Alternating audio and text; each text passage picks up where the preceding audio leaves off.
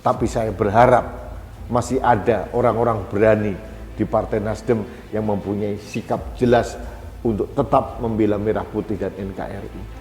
Orang penting Nasdem lagi-lagi mundur. Ketua Ansor Jawa Timur mundur karena Nasdem usung Anies sebagai capres.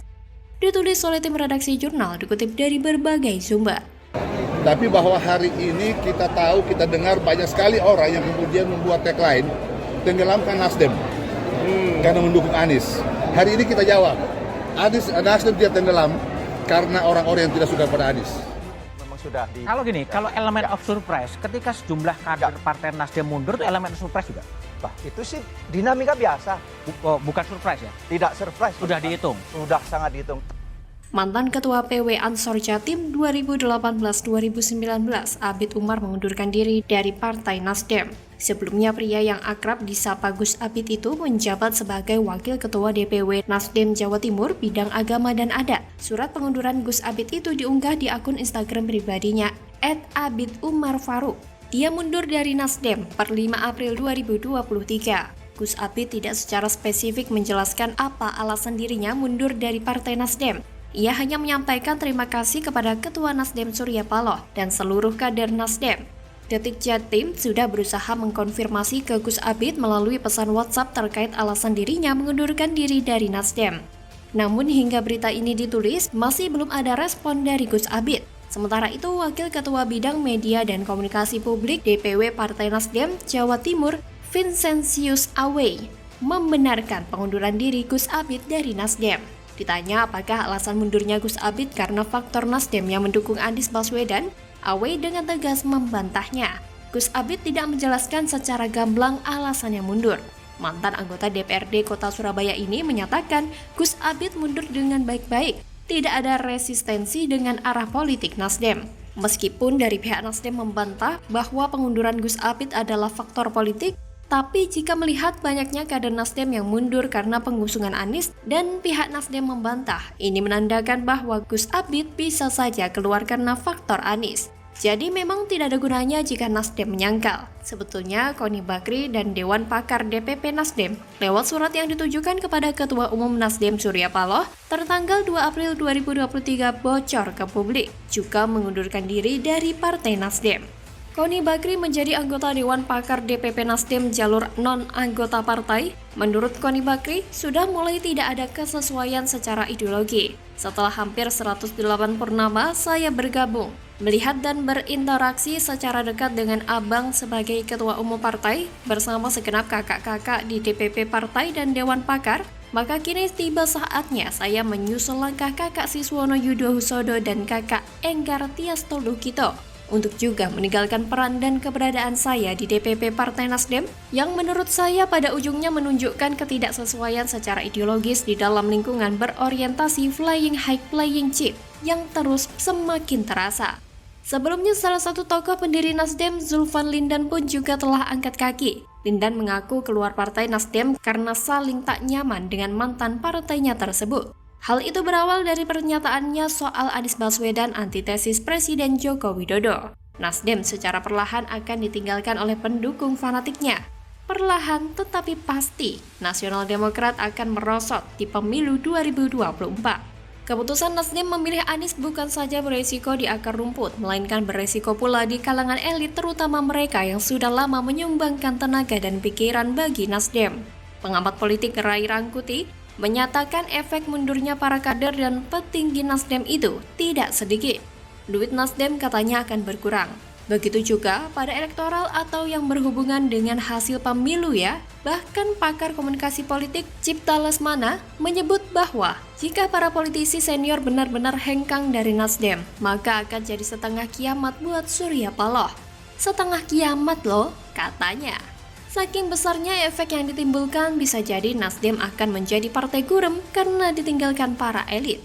Dan kemungkinan besar para pendukungnya akan meninggalkan Nasdem juga. Bagaimana kalau menurut Anda?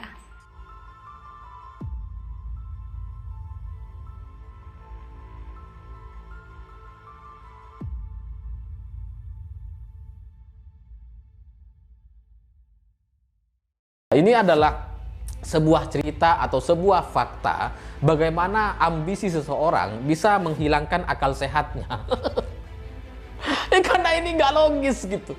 Stadion sudah dibangun, sudah diresmikan, gunting pita, tapi jalannya belum ada. Bubrah, Heru Budi Hartono didesak tarik pengelolaan JIS dan tim dari Jakpro karena terlalu kejar profit dan tak ada dividen yang masuk selama 4 tahun. Pilihan Anies emang bermasalah. Ditulis oleh tim redaksi jurnal dikutip dari berbagai sumber. Pembangunan JIS terkesan dilakukan dengan agak sembarangan. Pihak PSSI sendiri menyatakan pembangunan dilakukan tanpa komunikasi dengan mereka. Ya, ini smart nih pertanyaannya. Kalau dari JIS sendiri mungkin sebesar itu belum terpenuhi. Gitu. Kita kan, tapi tahu nggak teman-teman itu sebetulnya kan banyak juga yang sewa. Jadi sudah hampir full dalam periode penyewaan. Kan di sana ada periode penyewaan hari, saya lupa ya persisnya. Dalam 1 minggu itu paling tidak ada 3-4 hari itu kita sewakan. Itu full. Penjabat Gubernur DKI Jakarta Heru Budi Hartono diminta menarik PT Jakarta Propertindo sebagai pengelola Jakarta International Stadium, Jakarta Utara dan Taman Ismail Marzuki atau tim Jakarta Pusat. Sebab sebagai perseroan, Jakpro dianggap terlalu mencari profit. Sementara kedua fasilitas tersebut mestinya lebih digunakan untuk kepentingan masyarakat luas. Hal itu dikatakan Sekretaris Komisi B DPRD DKI Jakarta Waode Herlina, Kamis 6 April 2023. Waode mengusulkan pemerintah daerah untuk membentuk unit pelaksana teknis atau UPT di JIS dan tim. UPT ini, kata dia, berada langsung di bawah dinas terkait. Menurut dia, JIS dan tim menjadi beban jika dikelola PT Jakpro dengan motif mencari keuntungan. Dia lalu meminta Heru agar menarik JIS dan tim dari pengelolaan Jakpro karena jangan sampai investasi 2 venue yang begitu besar tersebut tidak bermanfaat bagi masyarakat banyak.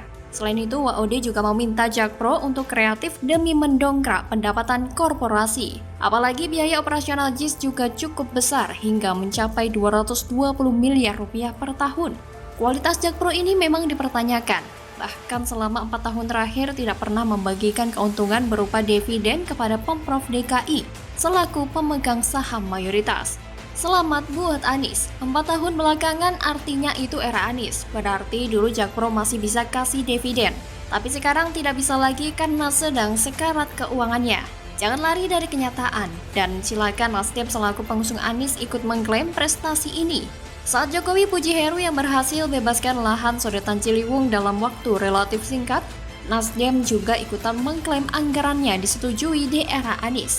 Jadi, sudah sepantasnya Jakpro tak bisa lagi dividen adalah hasil kerja nyata dari Anies. Selamat buat Anies, berkat sentuhan kepemimpinannya Jakpro sampai sakit dan tak bisa berikan cuan pada Pemprov DKI. Padahal pada tahun 2022, Pemprov DKI menggelontorkan penyertaan modal daerah atau PMD sebesar 1,6 triliun rupiah kepada Jakpro. Pemberian dana yang super besar itu ternyata tak sebanding dengan hasil yang didapat. Jakpro seolah diberi uang hanya untuk dihabiskan tanpa memberi keuntungan apapun. Kalau menurut penuturan Dirut Baru Jakpro, dividen baru bisa dibagikan pada 2025 sampai 2026 mendatang. Dia mengaku masih berupaya agar keuangan Jakpro kembali menjadi sehat. Padahal, menurut Direktur Bisnis Jakpro, keuntungan bersih yang didapatkan Jakpro selaku penyelenggara Formula E Jakarta 2022 mencapai angka 6,41 miliar rupiah. Logika dasarnya adalah kalau untung maka akan dibagikan dividen. Kalau tidak ada dividen artinya buntung. Gimana mau kasih dividen wong rugi melulu? Diketahui Ketua DPRD DKI Jakarta Prasetyo Edy Marsudi mengungkap, biaya operasional JIS mencapai 220 miliar rupiah per tahun. Dengan nilai sebanyak itu, Prasetyo lalu mempertanyakan langkah Jakpro selaku pengelola JIS untuk mencari dana 220 miliar rupiah. Pokoknya, apa yang dibuat, dilakukan, dan disentuh Jakpro dan Anies minimal tak beres atau paling parah hancur lebur. Ini benar-benar parah. Anggaran gede tapi timbal balik tidak sebanding. Bahkan uang rakyat dipakai seenaknya untuk kelebihan bayar. Plus dia sombong, disalami malah langsung pergi begitu saja. Merakyat tapi penuh kepalsuan. Anies memang paket komplit, tak bisa kerja, milih orang yang juga tak bisa kerja. suka boros, suka bohong, dan sombong pula.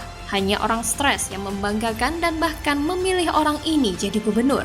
Kalau memang Jakpro tidak bisa berubah jadi lebih baik, bagusan dibubarkan saja atau di-merger dengan BUMD lain biar lebih efisien, atau minimal audit sampai ke akarnya dan tendang semua orang yang tidak kompeten.